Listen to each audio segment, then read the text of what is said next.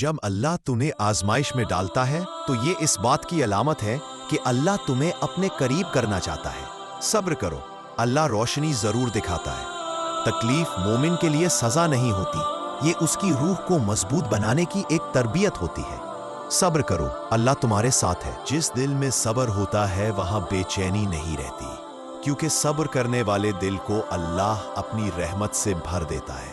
سونا آگ سے گزر کر ہی کھرا بنتا ہے، مومن بھی آزمائشوں سے گزر کر ہی اللہ کا پسندیدہ بندہ بنتا ہے۔ صبر اختیار کرو، تمہاری تکلیف اللہ کی نظروں سے چھپی نہیں ہے۔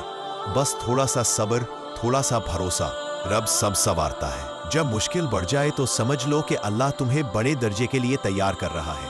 صبر کرنا سیکھ لو، آگے خیر ہی خیر ہے۔ آزمائشیں تمہیں توڑنے کے لیے نہیں، جگانے کے لیے آتی ہے۔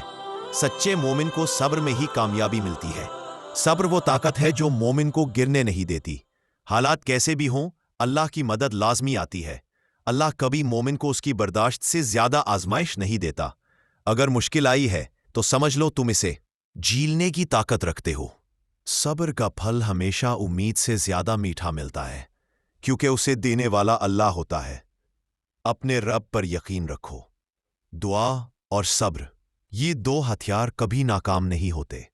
جو اللہ سے مانگتا ہے اور انتظار کرتا ہے وہ کبھی خالی نہیں لوٹتا۔ کبھی کبھی اللہ تمہیں لوگوں سے دور کر کے تکلیف دیتا ہے تاکہ تم اس کے قریب آ جاؤ۔ صبر کرو، یہ قربت نعمت ہے۔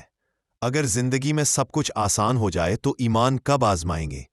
صبر مومن کی پہچان ہے اور اللہ صبر والوں کے ساتھ ہے۔